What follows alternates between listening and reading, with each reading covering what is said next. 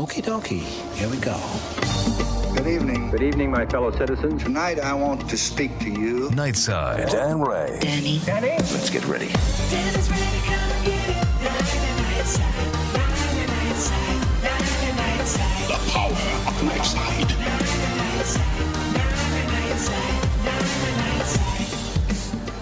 Well, good evening, everybody, and welcome to the Wax Center Auditorium at Endicott College in Beverly, Massachusetts. I happen to think this is the most beautiful college campus in America. It is on the Atlantic Ocean if you're lucky to come here. It is absolutely beautiful. They also are celebrating this year a very successful football season, going 6-2 already, and I know the Gulls are going to have a very, very strong finish. I don't know how many games you're going to have, but let's make no more of those 2s and let's add on to those 6s.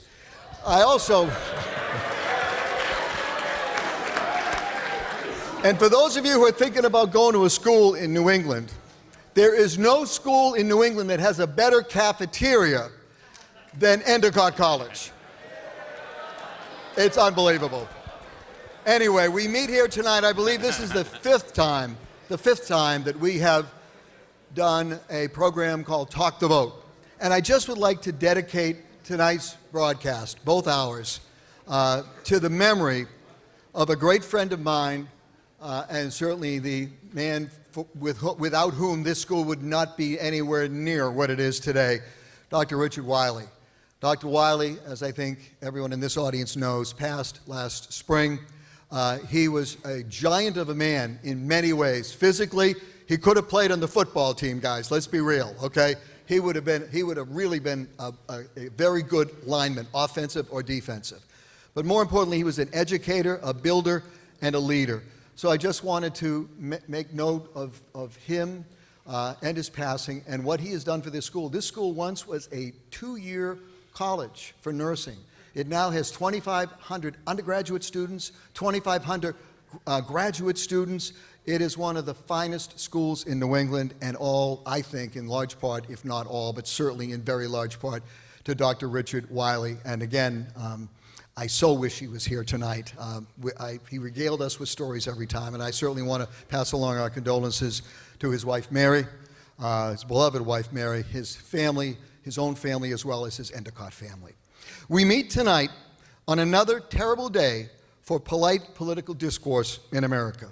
I'm sure most of you know that there was a series of pipe bombs that were sent to several Democratic political leaders, to CNN, and to some prominent private citizens as well.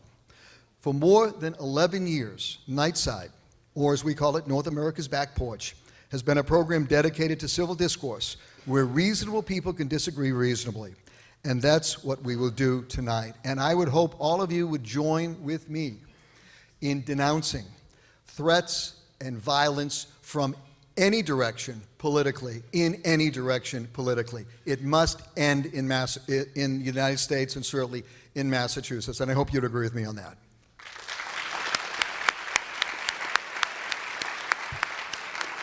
And I know our candidates would agree on that as well. I'll ask them about that at some point. At 9 o'clock tonight, we will host an hour-long conversation on Massachusetts ballot question number 3. That deals with a transgender rights law that was passed in 2016. But right now, we're going to focus on the race for the 6th Congressional District, where we're located. We have 9 congressional districts in Massachusetts. And as I mentioned, there are 3 candidates on the ballot, but there are 2 on stage tonight, and I will explain that in a moment. Well, I'll explain it right now. The 3rd candidate, Mary Charbonneau, she's an independent. She is on the ballot, but I chose to limit tonight's conversation to Congressman Moulton and Joseph Schneider. Ms. Charbonneau is an independent. She, I believe, was going to be in the audience tonight. If she is, I'd be more than happy to acknowledge her presence. And she will appear with me in studio on Nightside this Friday night at 9 p.m. She agreed to that. So first of all, let me introduce Congressman Seth Moulton. He defeated an incumbent Democratic member of Congress back in 2014 and is now seeking his 3rd term in the House of Representatives.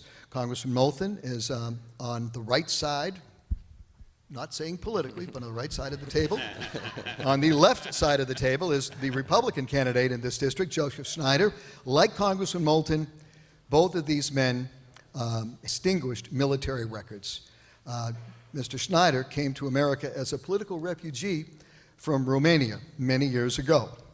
Now, I'd like to give each of them an opportunity to expand on my introduction. So, Congressman Moulton and Mr. Schneider, I'd like both of you to share some of your life experience briefly with our audience tonight. I'd like to begin with you, Congressman Moulton, how you got to where you are tonight. Well, Dan, thank you very much. It's great to be back with you and your amazing audience. I know that a lot of people listening tonight are missing the first hour of the Sox game. There's a baseball game tonight? No. So I'm grateful for you to be here. You always do a great job in your show of having a civil discourse, and that's exactly what we need more of in our politics. So thank you very much. I also want to acknowledge some great supporters and fans who are here tonight. Thank you for being here. The amazing Endicott College students, including, I think, the entire football team. Is that right? Thank you for being here. And I want to thank my family. My mom and dad are down here in the front row, my father-in-law. But there's a couple members of my family who are not here tonight. My amazing wife, Liz, and my amazing daughter of 14 days, Emmy. And so they're home. Well, let's also get an acknowledgement. Would you folks mind standing up, raising your hand? You kind of had something to do with Emmy a long time ago. If you'd like to stand up and be acknowledged. Mr. and Mrs. Moulton, go ahead.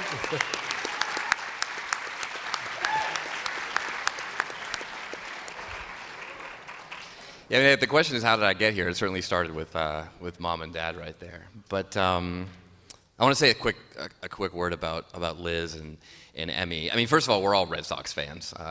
Ran into Dan at the Sox game not too long ago, and I understand, at least Liz told me, that she was going to be listening to this tonight and not to the first hour of the Sox game. So I'm grateful for that.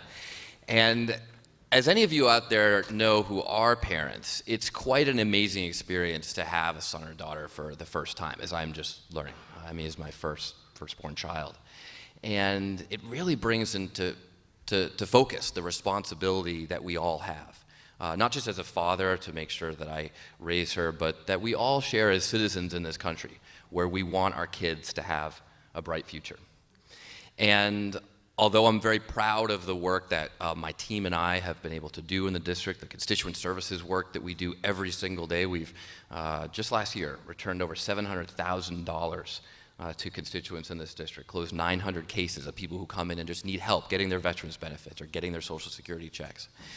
I'm proud of the economic development work that we've done in the district, especially in Lynn, where we've helped usher in private real estate development dollars. We've helped redevelop the downtown. We've brought together local, state, federal officials to get things done for Lynn. And Lynn was recently named one of the hottest places in Boston to live, which is amazing change and very exciting.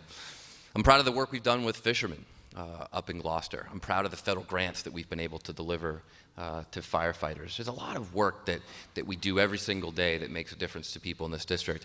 And yet, in spite of all of that, I'm not entirely confident in that Emmy wakes up in I could say every morning, but it's every 3 hours.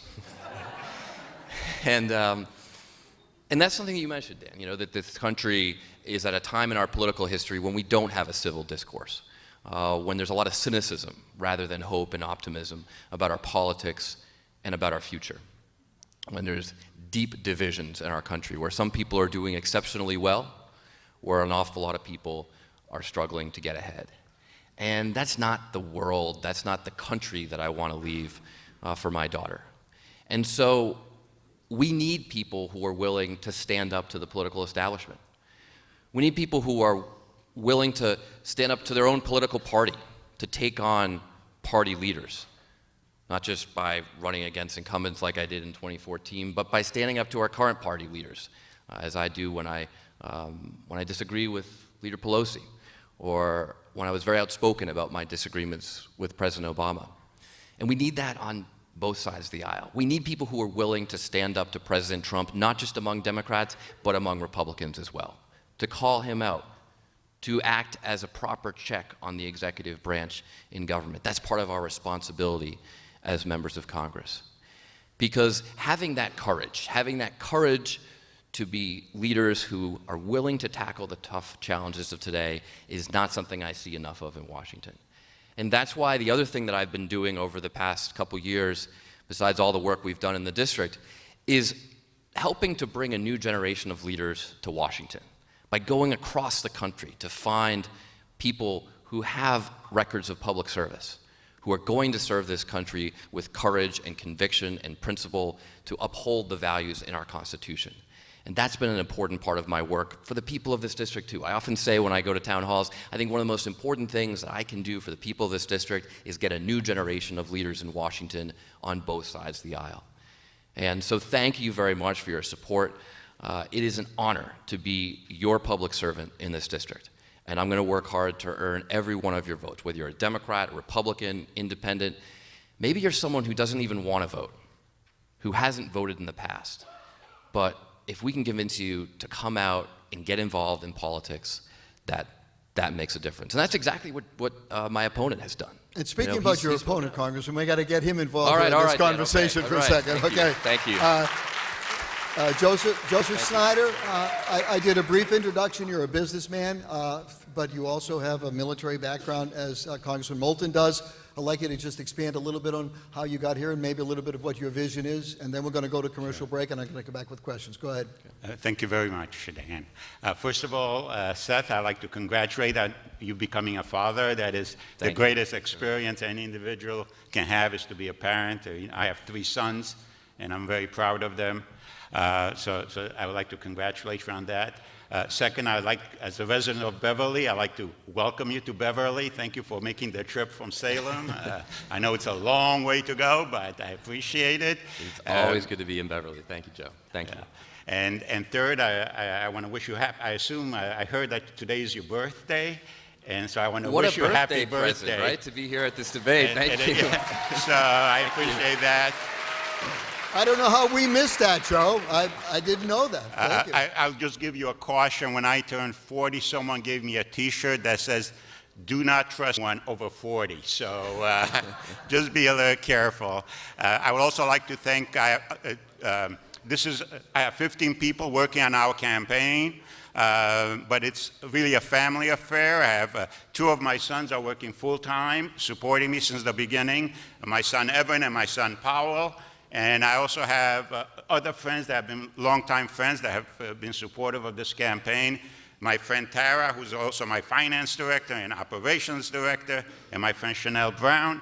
So all these people, for us, it's a family affair as well as a campaign. So having said that, let me give you a little bit of my background. I was born in Romania. It was communist. It was a totalitarian regime. I have a lot of very scary stories, but I grew up for the first 11 years of my life being scared, because that's what it's like to live under communism.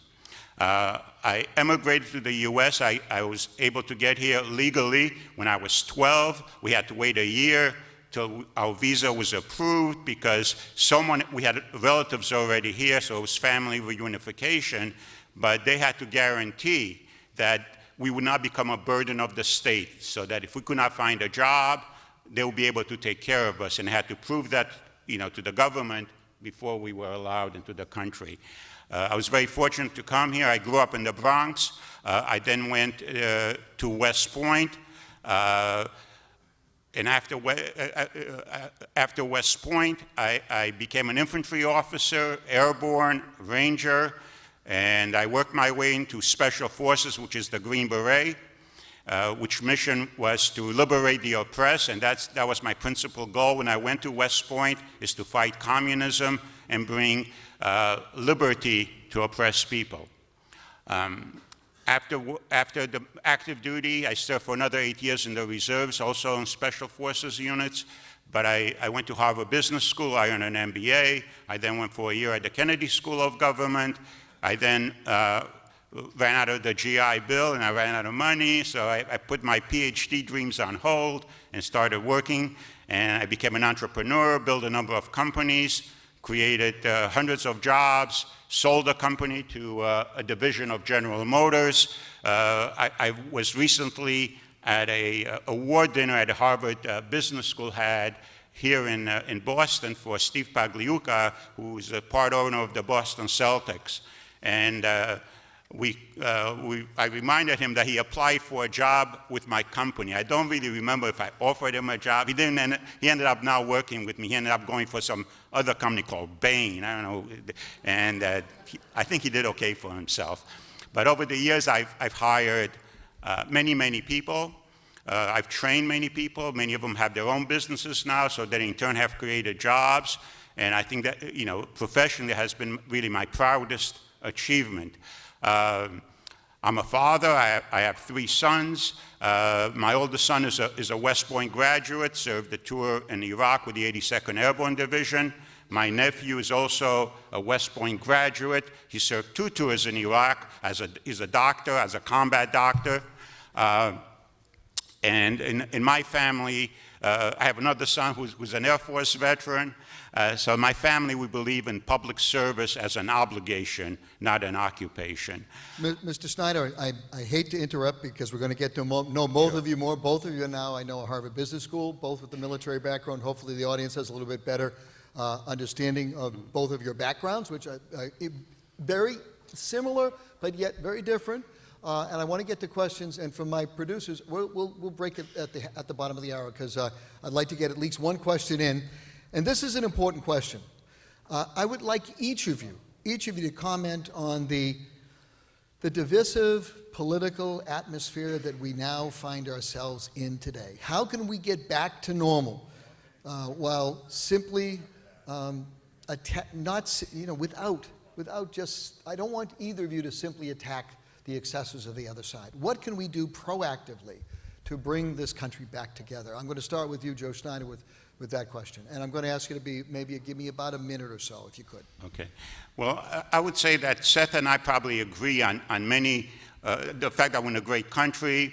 I'm sure we agree that we have a lot of problems, and you enumerated some, and we share that. I think we both have the same goals to eliminate the divisiveness in our society and to create a more perfect union.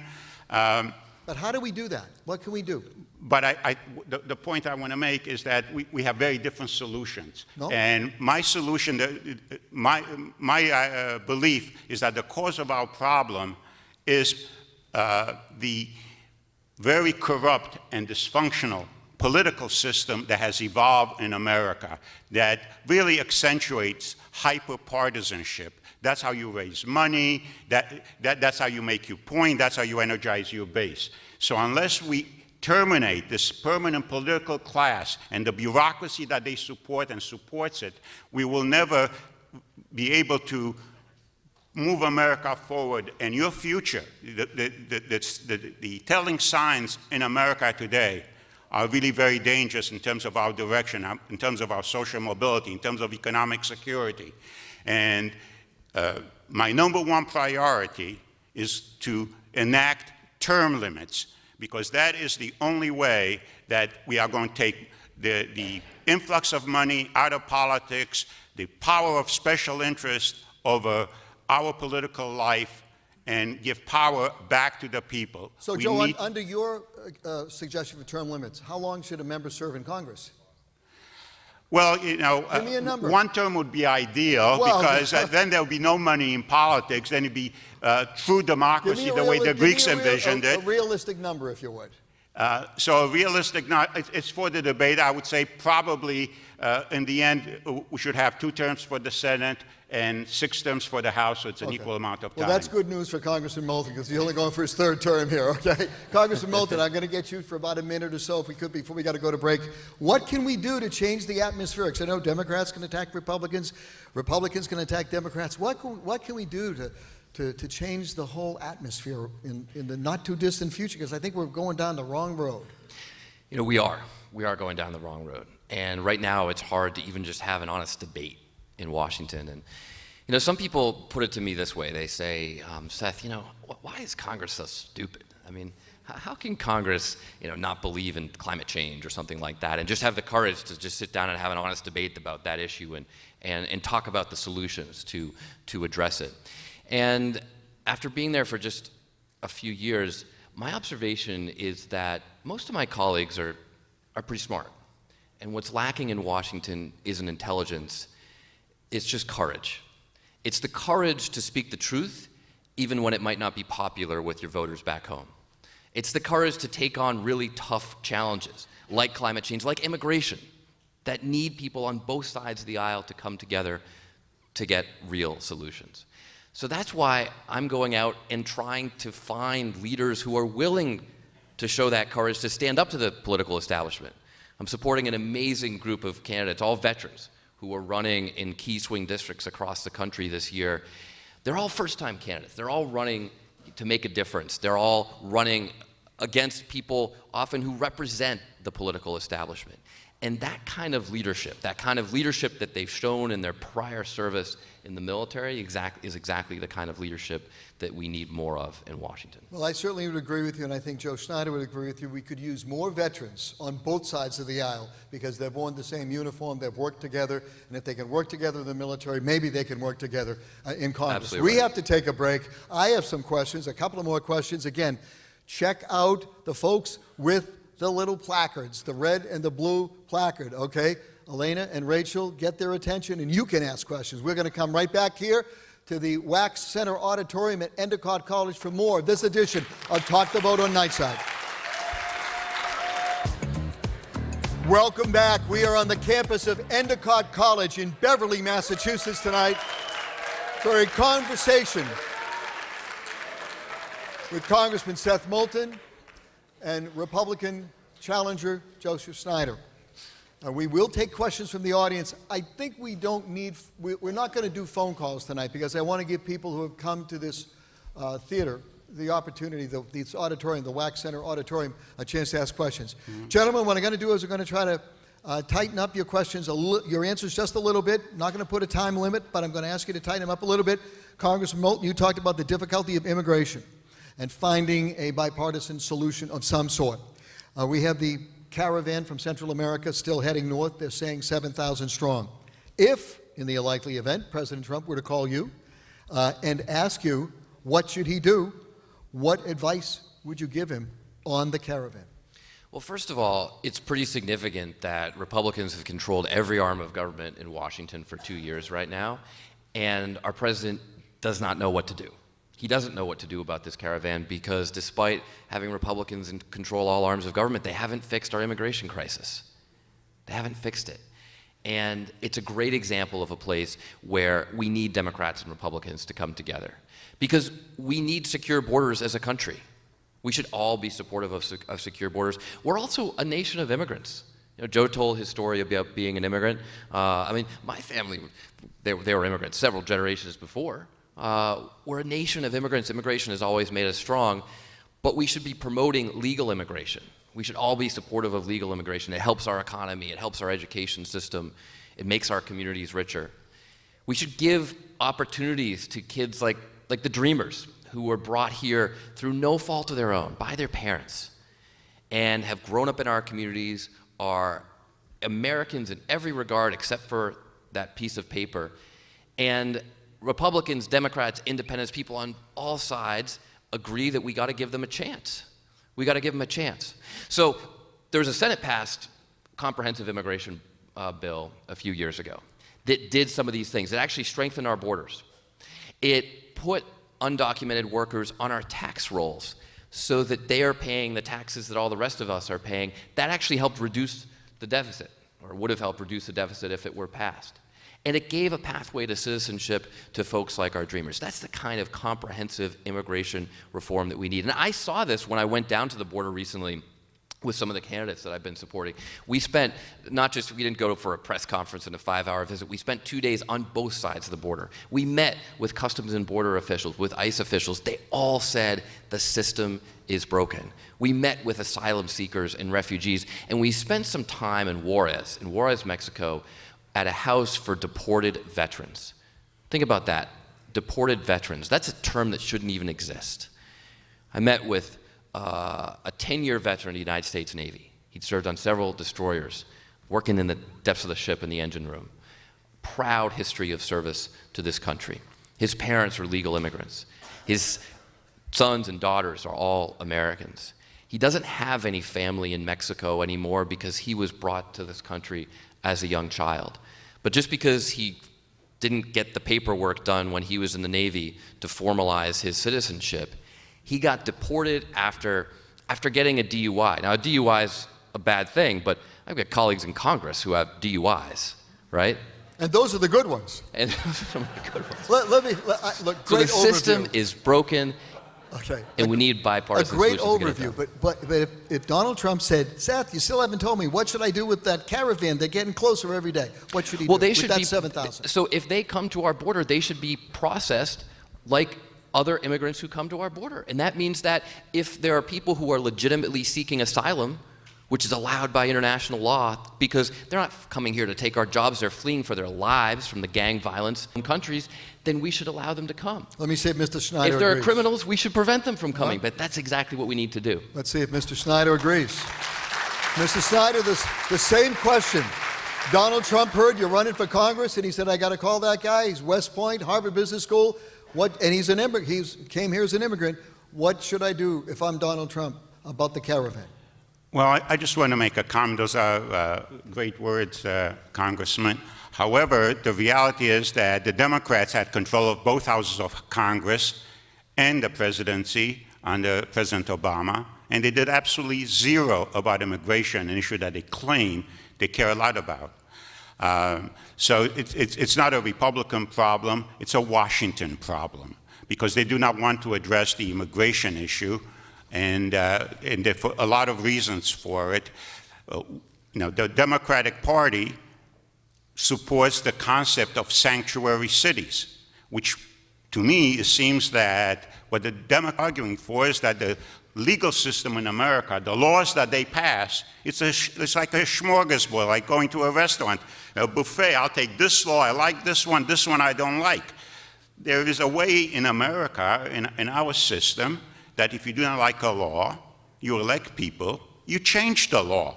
You don't decide which laws you decide to follow and which laws you don't decide to follow, and put the whole weight of your political party behind it. But that's what the Democrats are doing.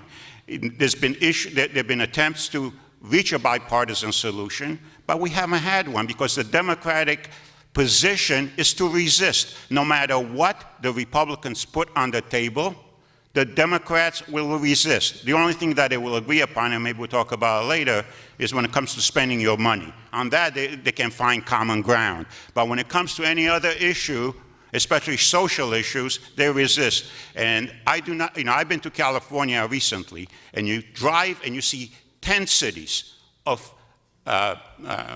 migrants just living there. You feel like you're I've traveled throughout the world. It's like a third world country. Is that what we want to turn America into? But Mr. Schneider, with all due respect, if I'm President Trump, I asked for some help about the caravan. You haven't given me what I should do.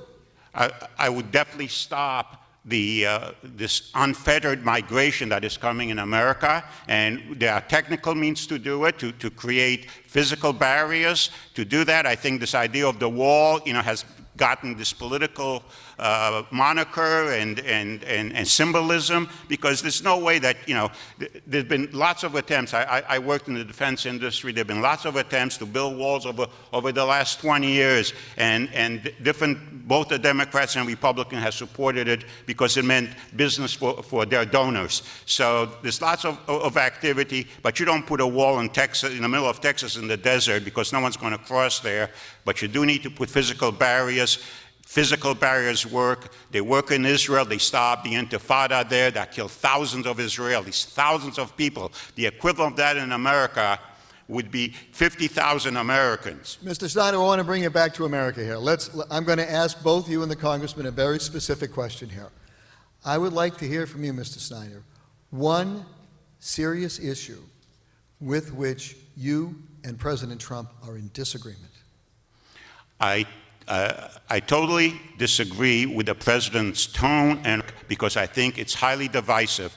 And many of his initiatives in terms of the economic and foreign policy initiative I support. The one issue that I would strongly disagree, and I disagree also with, it's an issue that a congressman agrees with the president, and that's the omnibus spending bill. The largest spending bill in human history was passed earlier this year. All right, I gotta give Congressman, I think you've given him a hint here, maybe, okay? The question for you, Congressman, is tell me one issue that you and Donald Trump really are in agreement on, or is there one? Well, actually, in the tax bill, which I voted against because it was a tax cut for the rich, not for the middle class. I mean, that's why the president is now, touting this lie that he's going to pass a middle class tax cut in the next week. Well, we're not even going to be in Washington to vote on it. So maybe he's forgotten how this all works. But the tax bill was not a tax cut for the middle class, but it did have one provision in it. It was actually a bit of a Democratic idea, but it was included in the tax bill called opportunity zones, which encourage, incentivize private investment in underserved communities, in cities. And that's something that I champion. So the point is that good ideas can come from both sides. The headline tomorrow is going to be Moulton supports Trump on opportunity zones. Only kidding. Only kidding. Hey, if that's the headline, that's okay. Okay. We're going to take a break. We will get questions from the audience, I promise. We're live at Endicott College. This is Nightside. We're on the road as Talk the Vote. We'll be back with Joe Schneider and Congressman Seth Moulton right after this. Wake up with news, traffic, and weather. This is Nightside with Dan Ray on WBZ News Radio 1030. Welcome back.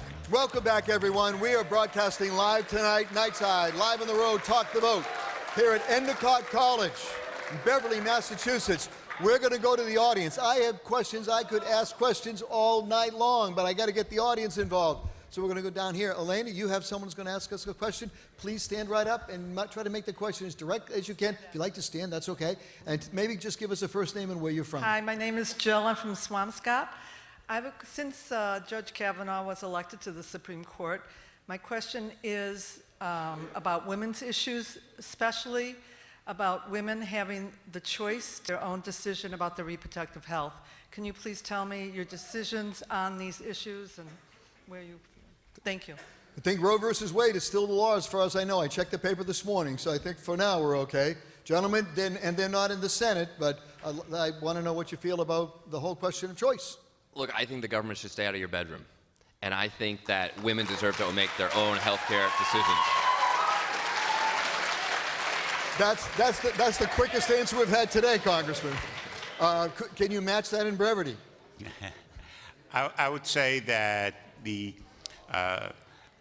issue of women being abused is a very serious issue. I know very few women that have not undergone some sort of traumatic event in their lives, and that needs to be eradicated from American society.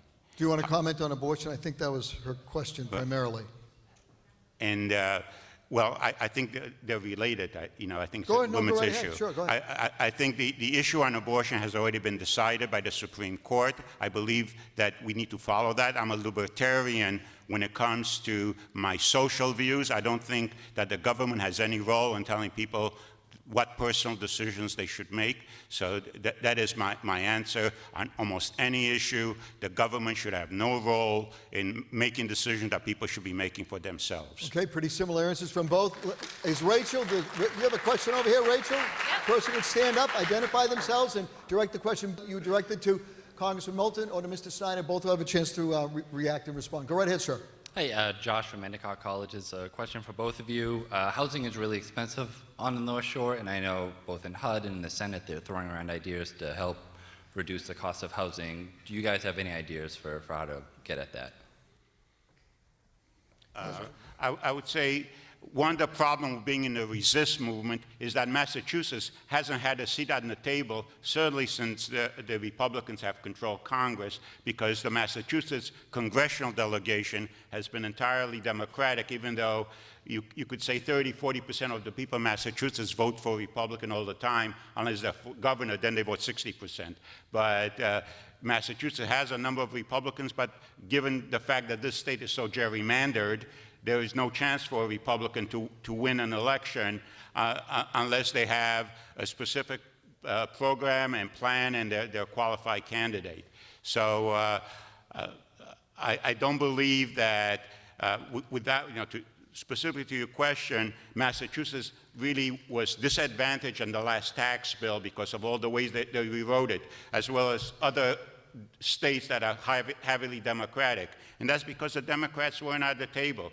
I will be at the table representing our interests in Washington, and I'll be at the table whether the Democrats are in power or the Republicans are in power. Congressman I'm Moulton. a Massachusetts Republican that is an independent voice. So I'm not 99.9% like Seth Moulton. He votes 99.9% with a Democratic majority on almost every issue. Joe, let me do this. First of all, you might want to respond to that because he invoked your name. If that yeah, sure. I mean, number? so that's just not true. I actually have the most bipartisan record of any member of the delegation. I work across the aisle as much as I possibly can, and I'm very proud of that.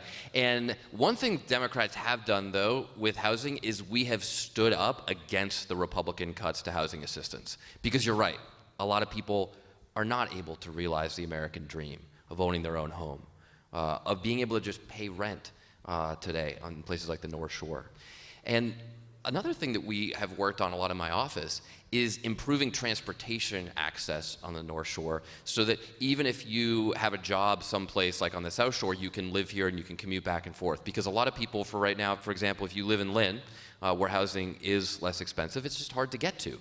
So you would have an opportunity to work in Beverly and live in Lynn, even if you didn't have a car, if we had faster and more reliable train service. If you lived in Lynn and wanted to work in the South Boston seaport, you really can't commute there today. But if we pursue regional rail, we build the North-South Rail Link, you can get there. So there are different approaches to housing. The direct approach through housing assistance is something that I and other Democrats have been proud to support against Republican cuts. But there are other solutions like improving our transportation system that will help as well. I want to get in a couple of more questions. Can I just make one comment? Yes, go because ahead. I think Quickly, Senator Moulton is misleading. All you have to do is Google C-SPAN, Seth Moulton voting record, and you will see 99.9% voting with the Democratic majority. There's 1,000 bills in Congress, 1,100 bills in the Congress. 1,000 of them are by unanimous consent. You can always add your name to a unanimous consent bill and call yourself bipartisan. But the votes that count, the vote about your money, the votes about your taxes, he votes 100% of the time with the Democrats, with Nancy Pelosi, and with the Democratic majority. Congressman Moulton. I mean, it's just not true. There are 435 members of the House of Representatives. At last check, I was the 34th most bipartisan member in the entire House. I'm proud of that record, and I'm going to keep it up.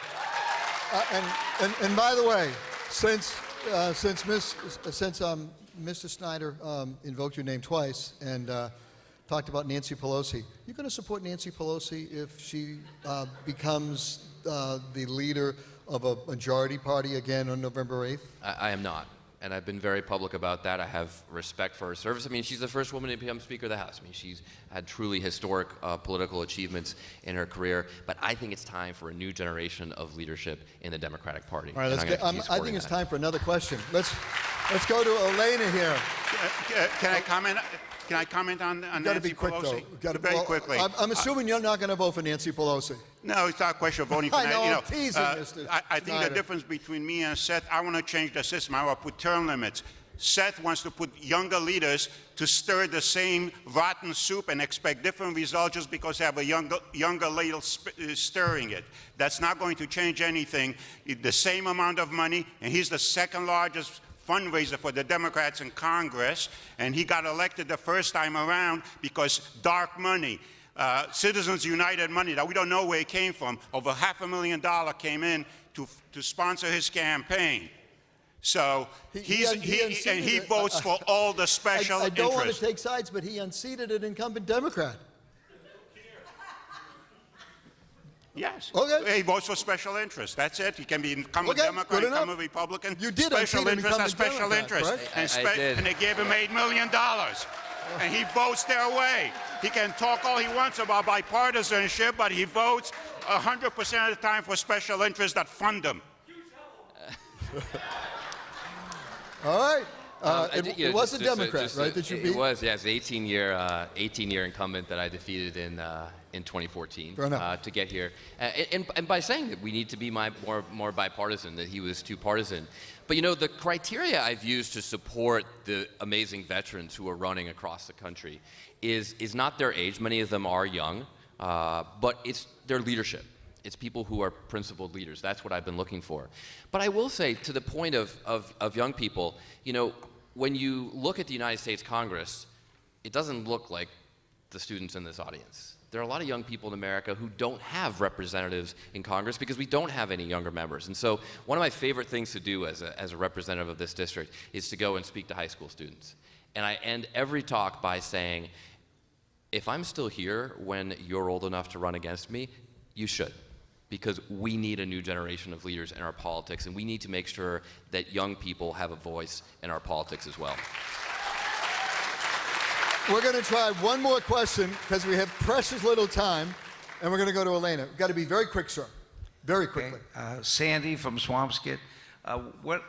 Today, hundreds of millions of dollars are spent on politics. What's your view on campaign finance reform to stop the astronomical amount of money that's being put into campaigns? Okay, campaign finance reform. Some people call that incumbent protection acts. You've heard that phrase, Absolutely. I'm sure. Absolutely. What do you think, Seth Moulton? No, I'm a huge champion of campaign finance reform. I think it's incredibly important that we get money out of politics. You know, we have this system now that forces us to spend a lot of time fundraising.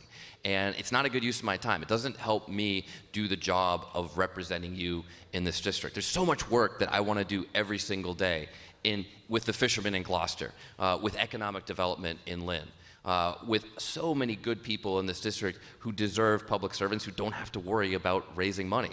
But sadly, that is the system that we have right now. One of the things that the Democratic Party has promised to bring to a vote if we take over the House of Representatives is a package of bills on government reform and campaign finance reform. I will be supporting that package. We've got to get money out of politics. Mr. Schneider, let me get you on that same question. You got to Well, be if quick, you're though, 'cause against we're running out. campaign or you favor of campaign finance reform, are you going to tell us who has the money that's backing you? Are you going to tell us why you gallivant all over the country campaigning for people that the same PAC, the same dark money PAC that backs you, that is behind you $8 million that you've raised from special interest, you campaign for their endorsed candidates. So dark money is the bane of, Citizens United, and dark money is the bane of our problems in money in politics, and you are knee-deep, neck-deep, over your head in dark money. You campaign for people supported by dark money. Your campaign is financed by dark money. Gentlemen, and I you hate vote to for interrupt those Mr. interests. Schneider, but we have less than a minute left. I'd like to give you and Congressman Moulton an opportunity to a 15-second, and I mean 15-second answer. How can people get in touch with your campaign if they'd like to help you? It's joeschneiderforcongress.com. And I challenge the congressman to another debate. All the other candidates, the governor, Senator Warren, they have 3 debates.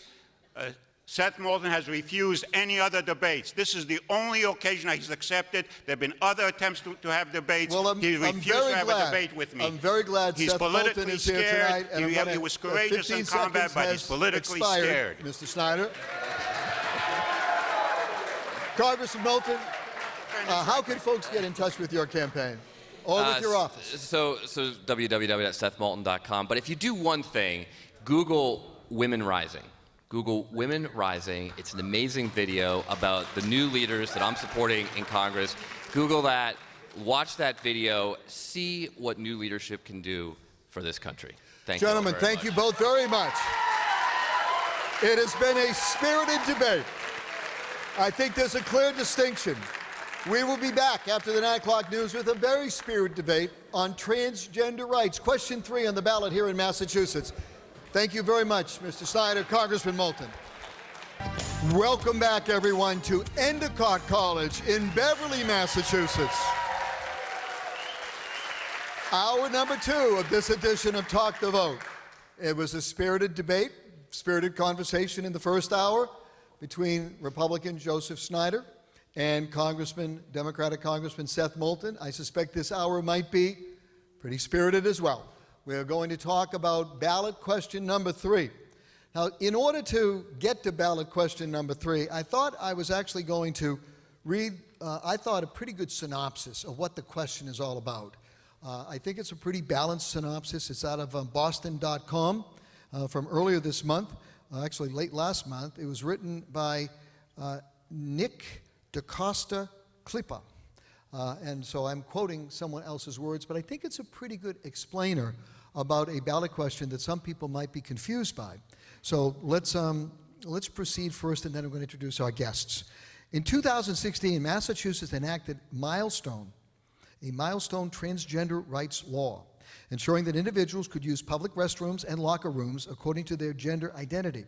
The legislation was passed by the state's Democratic-controlled legislature, signed into law by Republican Governor Charlie Baker, and was applauded by a broad coalition of LGBT business and civil rights groups, as well as New England's 5 major sports teams. But now Massachusetts voters will decide whether that law stays on the books. That is why it's called ballot question number 3. The 2016 law expanded the 2011 law prohibiting workplace and housing discrimination against transgender people to also apply to public accommodation. The list includes all sorts of public places, from hotels, restaurants, and retail stores to hospitals, transportation services, and child care centers to gyms, libraries, and parks. But the most controversial venue covered by the law, and the ones on which opponents of the law have dialed into, were sex-segregated facilities, such as restrooms and locker rooms. Opponents of the law say the statute's definition of gender identity is too broad and vague, and fears that it allows men improperly posing as women access to female restrooms and locker rooms. Additionally, they say the potential fines and prison sentences imposed by the law on anyone who discriminates based on gender identity effectively prevents people from stepping in to stop such exploitation. So that's, I think, a pretty good analysis of the law as it stands. I'm sure both of my guests will either agree or disagree on that one. But the yes position here would be to overturn the law, which is going to be a little confusing. No, excuse me. The yes position is to keep the law. Okay, thank you very much. I'm confused. The no position is to overturn the law. So supporting the yes position is Andrew Beckwith. It's the opposite, Dan. Wait a second. I'm sorry. Supporting the yes position, Paul Tucker. I should have read this stuff a little more closely. I apologize. Paul Tucker served 32 years in the Salem Police Department, and he's Salem Police Chief, and now he is State Representative Paul Tucker from Salem, Massachusetts. His spouse, Ann.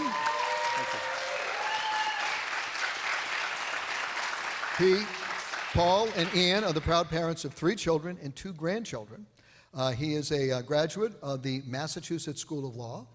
He has a master's degree from Anna Maria College, and his undergraduate degree is from Salem State University. And he is a board member of both the Boys and Girls Clubs of Greater Salem, as well as the YMCA. On the other side of the issue, opposing ballot question 3, is the president of the Massachusetts Family Institute, Andrew Beckwith. Andrew is described as a devout Christian, a graduate of Gordon College, not too far up the road from here, University of Minnesota Law School. He serves as a judge advocate in the United States Marine Corps Reserve and holds the rank of major in the U.S. Marine Corps Reserves. He's litigated immigration cases for the Boston office of the Department of Homeland Security. Andrew and his wife Karen and their 4 children live in nearby Wenham, just down the road from where we are tonight. Gentlemen, thank you very much. I understand that this is a controversial issue, and it can be a little confusing, as I just explained to the audience. So Paul, I know that you support the law. I do. And you want, yes. And normally I would go to you first. However, since it is Andrew's obligation to criticize the law and explain to us why he is in favor of eliminating the law, rolling it back, I'd like to start with Andrew Beckwith first. Go ahead, Andrew. Why should this law be taken off the books?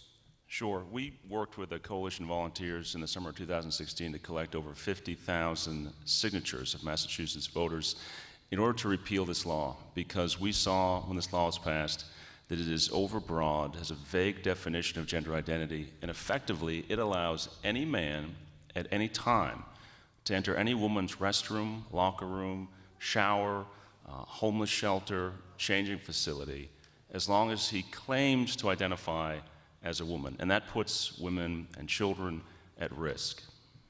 All right.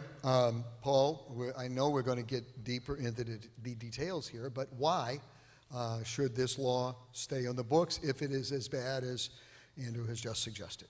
Well, let's get right to the heart of the matter, Dan. First of all, this is a law that protects people. And it's unfortunate that I think the narrative has been hijacked. I think it's unfortunate that the narrative has been hijacked to pigeonhole this into something dealing with specific locker rooms, bathrooms, and nothing more. The fact of the matter is that's a very, very small piece of much larger protections that are needed, that were put in place. When we talk about coalitions, the coalition that put this bill together and has supported it is bipartisan.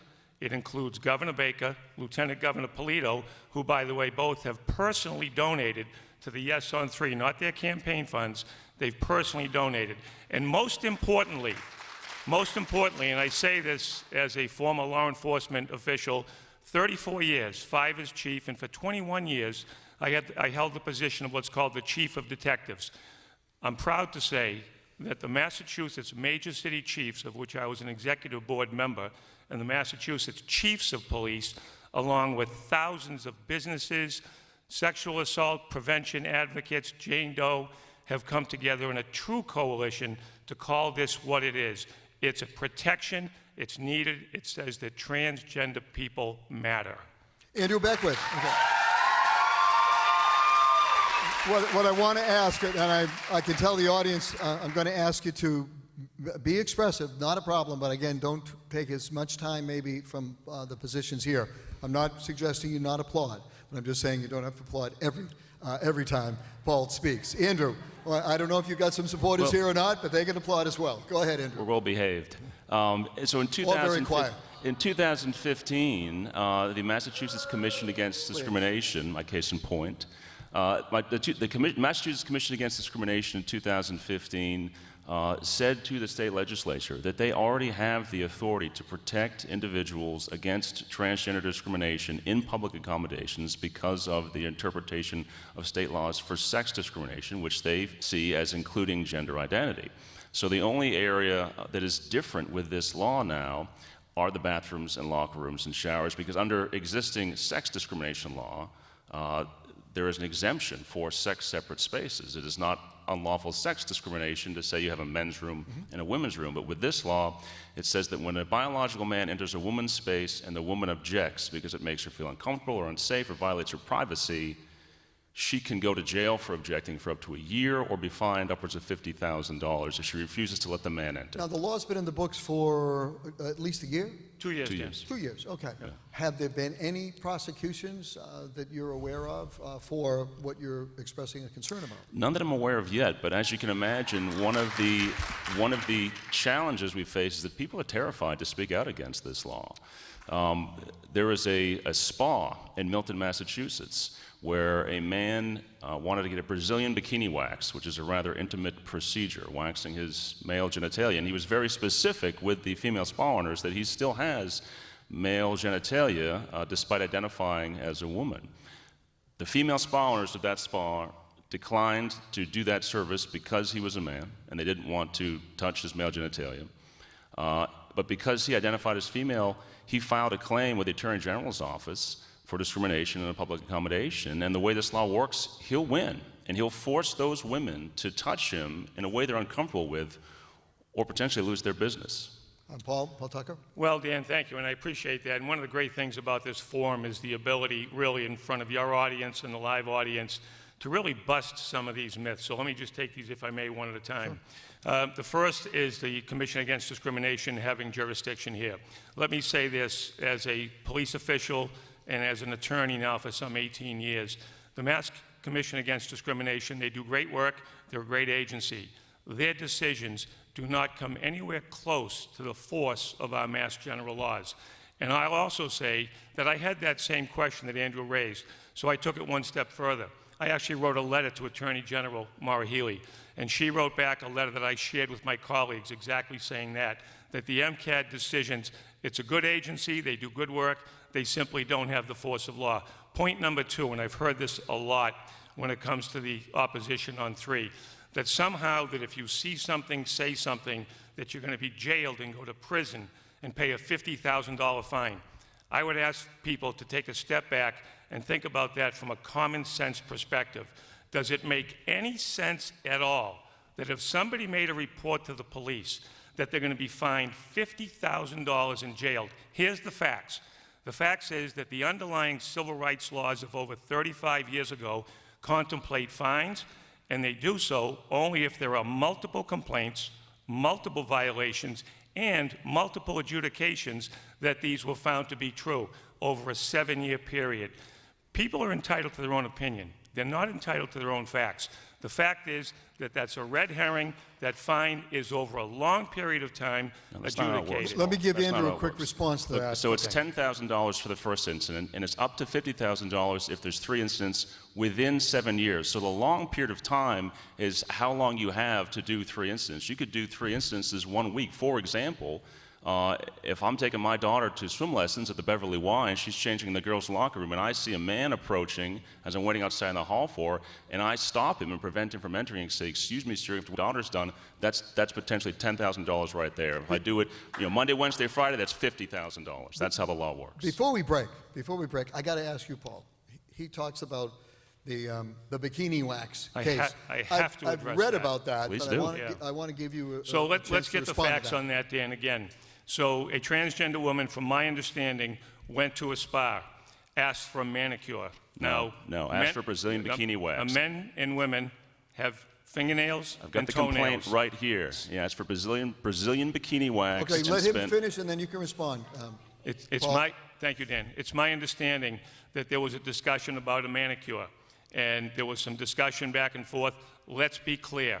This law gives no work that somebody does not want to do unless they're denying it for discriminatory purpose. If a person is acting within the scope of their occupation, a manicurist gives a manicure. It's also my understanding that in this particular case, this woman was humiliated because that appointment to make a manicure was canceled, and I think that's wrong. This was an anatomical male who wanted a Brazilian bikini wax. And because he identifies as a woman, so he is categorized under the law as a transgender woman. Therefore, it is classified as discrimination under this law because the female spa owner refused to perform this Brazilian bikini wax because he's a transgender woman, not a biological woman. Where is it in the legal process at this point? The claim was filed with the Attorney General's office. It was withdrawn, but it could be refiled at any moment. And the person who helped file it is the co-chair of the Yes on 3 Commission, Mason Dunn. So they know that it does this, and they wanted to do this, to force women to touch men in ways they're not comfortable with. Why was it withdrawn? I don't know why it was withdrawn. Paul? Dan, if I may, I know that the opponents of 3 have tried to make some hay with the fact that there was a complaint filed. The fact of the matter is, this is America. There's a process in place, not unlike the process that the opponents who are trying to undo a law that we put in place, they availed themselves of the democratic process, as did a complainant here. Complainants either go forward or they don't on their own merits. That's the system. Very quickly, because I got to get a break. Very quickly. So, Paul, let me ask you this. If a spa declines service to a woman because they're a transgender woman and they give that service to every other woman who comes to their door, is that unlawful discrimination? This law does not require anyone to do anything outside the scope of their occupation. You won't answer the question. And that's the bottom line. That's within the scope of their occupation, Paul. Okay, we're going to take a break on that point. We'll continue, I promise. And we will take phone calls this hour as well. So if you're listening at home, 617-254-1030, 888-929-1030. This is Nightside. This is Talk the Vote. We're on the campus of Endicott College in Beverly, Massachusetts. We're coming right back with a very interesting conversation. Welcome back, everyone. We are at Endicott College in Beverly, Massachusetts. I said during the first hour, it is physically one of the most beautiful college campuses in the country, if not the most beautiful, right here on the Atlantic Ocean. And again, I just want to acknowledge the great work that a friend of mine who was the president here for many years, Dr. Richard Wiley, did to bring this school from the time he became president back 25 or so, maybe 30 years ago, from a 2-year college for nurses. Now it is a 4-year college, has tremendous majors and internship programs. It is known for all of that. It has 2,500 undergraduate students and 2,500 graduate students, and it is really a beautiful, beautiful campus and an excellent college and a great cafeteria. So again, I want to thank everyone here from Endicott College tonight. This is our fifth time doing Talk the Vote on Endicott College. During the first hour, we had Congressman Seth Moulton, for those of you who tuned in late, and his Republican opponent, Joseph Schneider, on stage. And now we are talking about ballot question number 3, which is the so-called transgender anti-discrimination law passed in 2016. It's been on the books for a couple of years, and it is now on the books as a referendum this November 6th, when Massachusetts voters go to the polls, and essentially a yes vote would keep the law on the books as it's written and as it's applied. A no vote would repeal the law, and that's what we're talking about. My guests here on stage in the Wax Center Auditorium, Paul Tucker, who has spent his career both in law enforcement and the legislature, served 32 years, although I think you said 34. I think your own piece of public... I was a policeman for 34 years, 32 of those in Salem, Dan. All right, 32 years in Salem, an additional 2. Where else were the 2? Nashua, New Hampshire. Nashua, New Hampshire, retired as police chief. He's now a member of the state legislature, representing Salem and some other communities, or just the city of Salem? I'm very fortunate to have just my great city of Salem as my constituents. All right, and representing the no point of view from the Massachusetts Family Institute, Andrew Beckwith. Both men are... Andrew serves currently in the United States Marine Corps Reserve as a judge advocate general, and his rank is major. So we have a police chief and a Marine Corps Reserve major. So I have to salute both of them. But now we're going to go to questions from the audience, and I think we're going to start over here with Rachel. I'll ask you just to stand up, identify yourself, ask your question, and both will, whoever you want to direct it to, both will have a chance to respond. Okay, thank you. I'm Julia from Endicott, and this is a question for Andrew. You stated that the current law is too broad, so if you were to amend it and create it more specifically, what would you do? Well, that's a great question. When I say it's too broad, it's because if you look at the definition of gender identity under Massachusetts state law, and a lot of folks don't know this when I go around the state talking to people about what this law does, the current definition doesn't require surgery, it doesn't require hormone treatments, it doesn't require a medical diagnosis or even consistency of usage. All it requires is that the identity is, quote, sincerely held. And that's ripe for abuse, because how do you police that? What it means is that biological males can go into women's spaces, and women can't object until and unless that male actually assaults them. It's sort of a you can look but not touch rule, and I don't think that's fair to the women in this Commonwealth. Do you want to respond to this? I do, Dan. I would say that a sincerely held belief, I think, is as clear as a bell. I would also say, and one of the things that may have been lost over this debate, is a crime is a crime. It was a crime before the protections were put in place. It's a crime today. It's a crime tomorrow if somebody asserts their gender identity for an improper purpose. And I think part of this is telling that a lot of the opponent's argument is the what-if scenarios. What if this happens? This could happen. They may refile.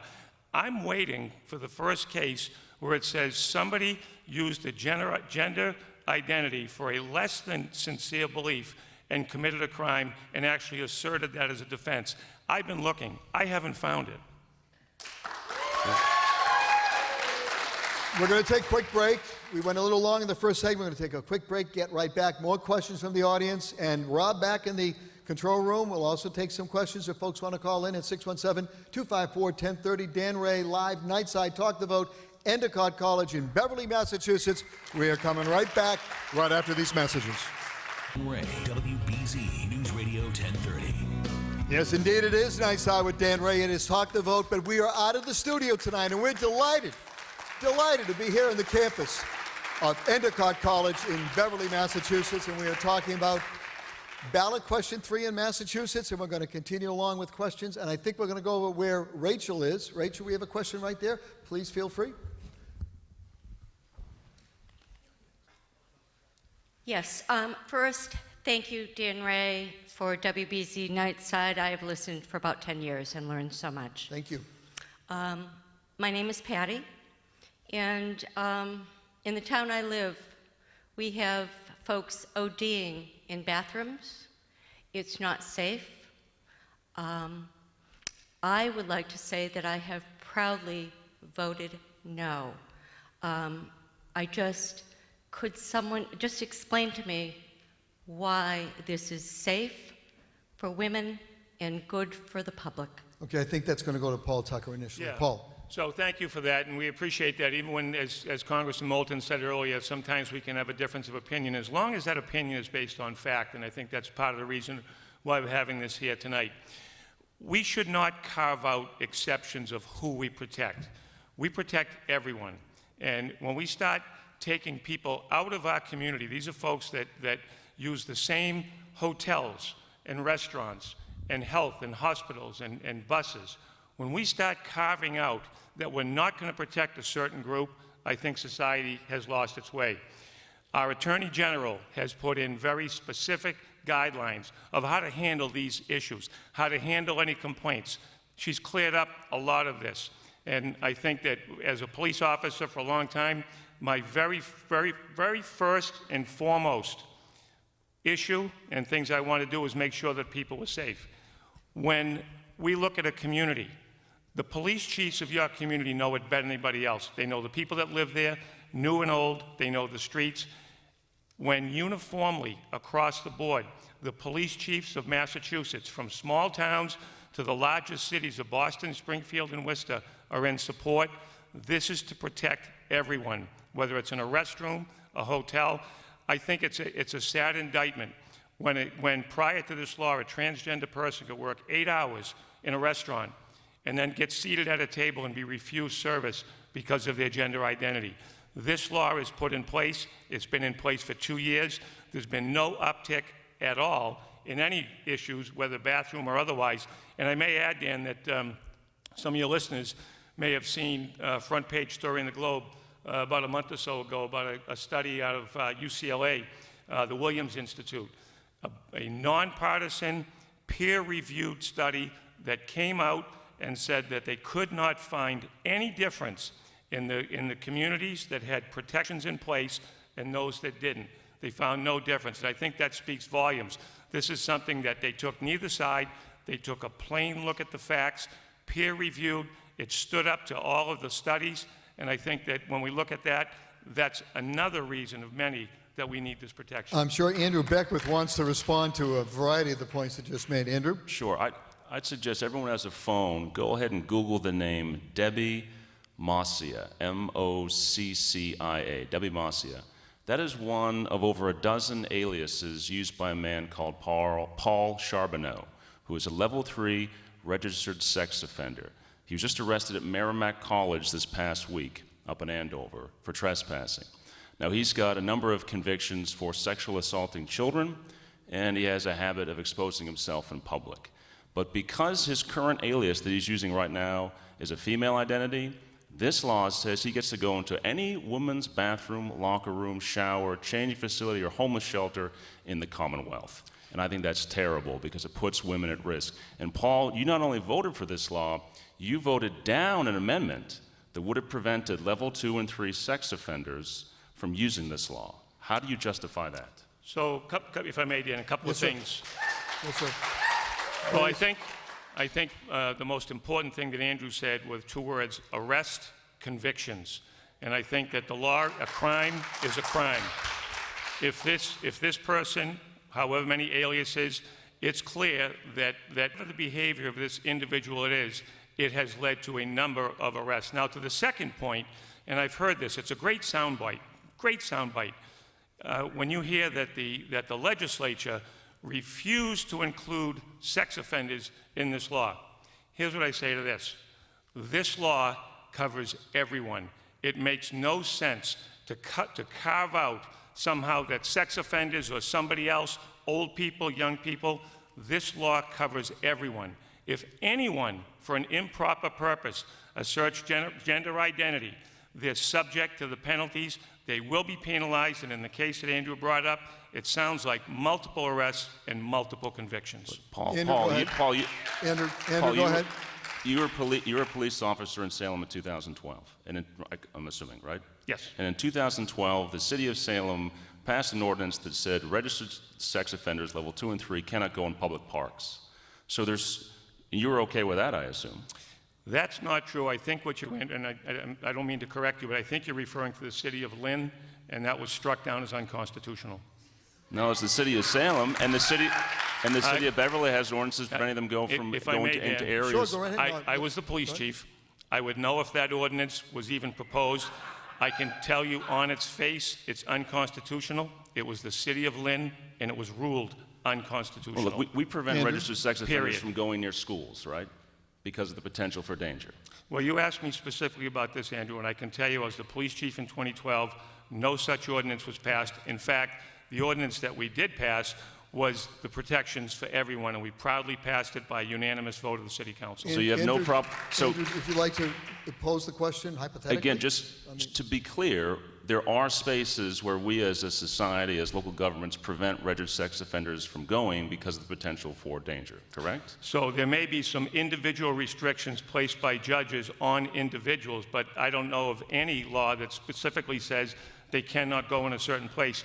In fact, one of the places that I teach is at North Shore Community College, and a few years ago there was a level 3 sex offender that was a student, and the law was followed, and there was notices placed all around on the classrooms as mandated by the law.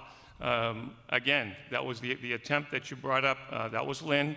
It was ruled unconstitutional. So, wait a second. In the case you just raised, the student could attend classes, although he was a sex offender at a public university, but there had to be signage posted notifying people that that individual was there, or that there was a sex offender, generic sex offender on campus? So if it's a level 3, and there is a distinction between 1, 2, and 3, and I really don't want to get off track tonight, because I Sure, think but one I'm of, just if I may, Dan, I think one of the disservices that we've seen is when we see the word transgender in the same sentence as sex offenders. I think that's despicable. I think it's terrible.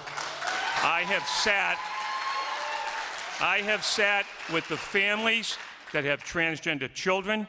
I've sat with transgender parents, and I'll tell you here, and for your listeners, one of the proudest moments that I had as a legislator was the day I walked out of the House chamber after we passed this, and I saw the tears in the eyes of transgender folks who had been marginalized up to this point.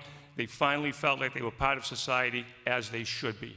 Andrew, do you want to? Look, Andrew, I think the point he makes is a good one, that there may be sex offenders within the transgender community, but not all transgender people are sex offenders. I think the issue he raises is a good one. I'm just saying this guy, Debbie Mascio, is a registered sex offender. He's using a female identity. I don't know why. I don't think any of his victims cared what his gender identity was, but he has a penis and he's using it to threaten people, and this law says he can go into any bathroom, locker room, or shower that belongs to women in the Commonwealth, and that's a problem. But he was arrested for trespassing. What's that? He was In arrested Merrimack. for trespassing. Yeah. Not in for- Merrimack College, but he could go to the Target down the street and use the women's bathroom there. He was trespassing at Merrimack College because they had a no trespass order against him. Fair enough. Okay, we're going to take a break. More questions from the audience, and Rob back in studio. If you want to get a caller or two, we'll try to do that as well. A very interesting debate here, conversation. It is a hot topic, no doubt about that, but both Andrew Beckwith and Paul Tucker, I think, have handled themselves remarkably well. The audience as well has been very cooperative in terms of the applause. I appreciate that. I didn't say to people couldn't applaud. I've encouraged them to applaud, but try to do it as quickly as possible so we save time. Back at Endicott College in Beverly, Massachusetts, final segment coming up on Nightside. Chilling on the Nightside. Yes, indeed, that is what Nightside is about. We chill on the Nightside. Tonight we're chilling at Endicott College in Beverly, Massachusetts. Thanks to my friend, the rapper C4, who put that tune together for us. And we're going to get over here. I think Elena has some more of the question. Go right ahead. Hello, everyone. I'm Nelly from Wayland. We drove about 1 hour to come here. It's so nice to see so many young people. And if you went on Route 28 this afternoon when I was on there, it was a roadblock. So thank you for getting here. Yes, because I care so much. I have 3 children, 17, 15, and 12, 2 girls. I just became a citizen last year. I love this country so much. Congratulations. Thank you. Congratulations. I can imagine how lucky. So before I ask my question, I want to give thanks to all the policemen because our town lost so many no on street signs recently. The chief, he just helped, figure out how to protect everybody's, like the freedom of speech. I'm so glad I'm here. My question for Representative Tucker is, if a man, he come to the bathroom and just play around. He didn't do anything like a criminal level. He stare at the lady or he do something, just to make you uncomfortable. Like my girl, I have 2 girls. I believe like Andrew Beckwith, he didn't do any offensive to transgender as I do. But how to protect those people who are innocent, who has no power to report or to defend herself? That's my question. Okay, let's see if Representative Tucker wants to handle that question. Great, thank you, and I appreciate you being here as well. Congratulations on becoming a citizen as well. Let me say, as far as as I understand, you have a 2-part question. The first is if somebody is in simply gawking or watching, and fortunately, our Attorney General has done an excellent job to put these guidelines in place. And if you look at her guidelines, you'll see at the top, I believe it's one of the first guidelines, is that if somebody loiters in an area such as a locker room or a bathroom, loitering, and that's hanging around for no specific purpose but to watch, that's one of the triggers that there can be a penalty for, and police can take some enforcement action. I think that's right on point for what you're asking. The second part you asked about reporting, and I know that there's been a lot about this, that the opponents would say, we're in danger. If we report it, we're going to be arrested, we're going to be fined. That defies common sense, first of all. When people report crimes and they're trying to help the police are going to help them. They're certainly not going to take enforcement action. Second part of that is that there are no fines in place for reporting that. And third, I would just want to add that in the Attorney General's guidelines as well, that if somebody is uncomfortable in a locker room, there are privacy measures that can be taken. They're very specific. They can be taken by the persons in there. They can be put in by the people that are running it. And I think it's very instructive that the Retailers Association of Massachusetts, that represents thousands of businesses from Rockport to Provincetown to Greenfield. Nobody represents more businesses than they do. They are 100% in favor, saying yes on question 3, because they know it's the right thing to do. If it was something that was going to hurt businesses, you can't imagine that they'd be all in the way they are. Andrew, let me get Andrew real quickly, a number of points that Paul raised in response to this young lady's question. Sure. So Maura Healey, the Attorney General, is on record saying to people who are uncomfortable with this law that they should just hold it. So that's the level of engagement and protection she is providing for the woman in Nan's question. But her guidance actually says, I've got a copy of it here, if you're worried about potentially improper or unlawful conduct, you're supposed to approach the person out of the earshot of others and ask, for example, quote, are you using the appropriate facility, end quote. That's pretty much all the guidance there is. And again, because this law is built on an existing civil rights law, added the term gender identity to laws are in the books that deal with race, religion, sex, and creed. The way this law works is, again, if I as a father stop a man from going into the girls' locker room, my daughter's changing, the law would treat me the same as if I were telling a black man he can't go in because it's a white's bathroom. That's where those fines and penalties kick in, because it's the exact same paradigm, just with a different protected Paul, do you class. agree with that? Well, as to the last part, I guess I'm not even sure where to begin on that one. I'll just say, leave it this, I'll totally disagree. But if I may, I've actually found, to the young lady's question, where Maura Healy has said, examples of an improper or unlawful conduct may include loitering in a facility for the purpose of observing other patrons. That's exactly what you asked. That's exactly what's prohibited conduct. Okay, we're going to get one phone call in here before, at least, it was a talk show, telephone talk show. We have Paul, who's also from Wayland. Paul in Wayland, you are on Nightside. We're not in studio, but we have you. Go right ahead. What's your question and to whom? Yeah, thank you, Dan. I'm a physician and a grandfather. The comment in question is really towards Representative Tucker. First of all, as a physician, I can say unequivocally that transgenderism has no basis in reality of biology or medicine. So this is a social construct, and society has a prerogative to have certain rules and regulations surrounding what it decides is desirable. But it also has an obligation to protect the majority of the people within its society. So a classic example is smokers are no longer allowed to smoke in certain confined spaces. So in a sense, this is a double standard. You've got people that are very uncomfortable with men or women in their private spaces that don't really belong there by biology. And you're saying that it's somehow protecting that small 1 or 2% that have this gender dysphoria that makes them feel like they're part of it. I really don't get it. How Dr. Paul, discriminatory. Yes. Dr. Paul Dan Ray, we're getting a little tight on time here. Let me get Representative Tucker to respond to Dr. Paul. Thank you. I appreciate that. And I guess I'll just say a couple of things. One is that when we did make a conscious decision to say that we will not protect, whether it's 1%, 2%, or any percent, I think we're doing something wrong. As far as the social construct says, I'll leave that, I guess, to a different day because we don't have time. I'll just say this, I don't agree. I'm a police officer, I'm a lawmaker, I'm an attorney, but first and foremost, I'm a husband, I'm a father, and I'm a grandfather to two beautiful young ladies. And I want them to grow up in a world where everyone is protected, even if there's some 2% that some people may not like what they're all about. I say we protect 100% of the people, 100% of the time. Dr. Paul from Wayland, if you're still there, I appreciate your call, and I'm not sure if that answered your question, but we appreciate you raising the points. Thank you very much. We're going to get at least one question. You go right ahead. Hi, my name is Jody, and I am the mother of a transgender 10-year-old daughter. Yes on 3 has had an ad that about a transgender boy as well. This law will greatly impact how this law is voted on November 6th. Andrew, my question is, how would you respond to one of your children if they told you they were transgender? That's a tough question.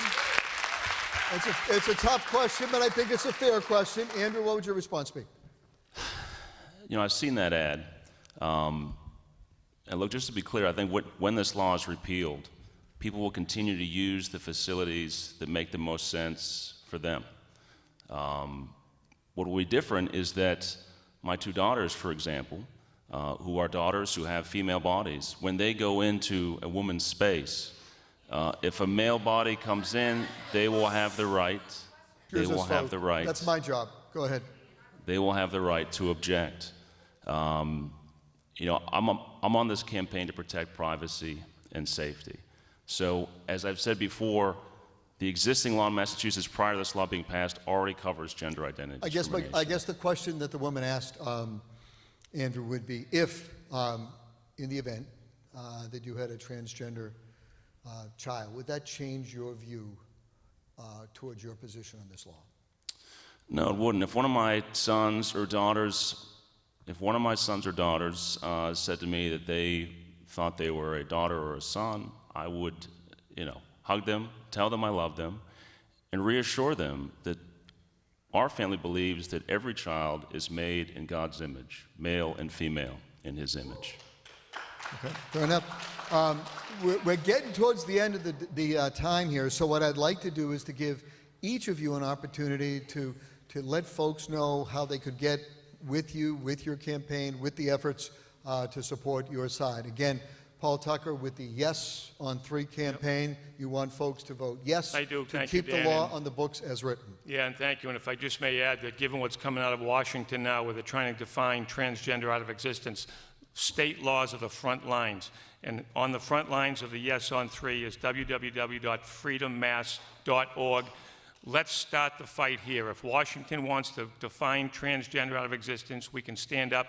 We did it for marriage equality. We can do it again here. Massachusetts leads the way. Andrew, I've got about a minute left. If folks who are either in the audience tonight or listening at home would like to get involved with your campaign, which is No on 3, That's right. which would essentially take this piece of legislation and repeal it through the ballot, the referendum question, how can they get in contact with your organization? The website is keepma, as in Massachusetts, keepmasafe.org. Keepmasafe.org. That's our website. Okay, I want to thank both of you. Both of you. It's you two gentlemen. I think you've handled yourselves very well. The audience was very respectful. I want to thank the audience. I want to remind everybody that after the 10 o'clock news at Don Huff, my colleague Marisa DeFranco will take over the balance of Nightside tonight. I will be back tomorrow night at 8 o'clock in studio. I wish I could do this program every night from Endicott College, not only because of the beauty of the campus, but the cafeteria too. Thank you all very much for having us here. Thank you. Back to you, back in the studio at WBZ. Annual conduit.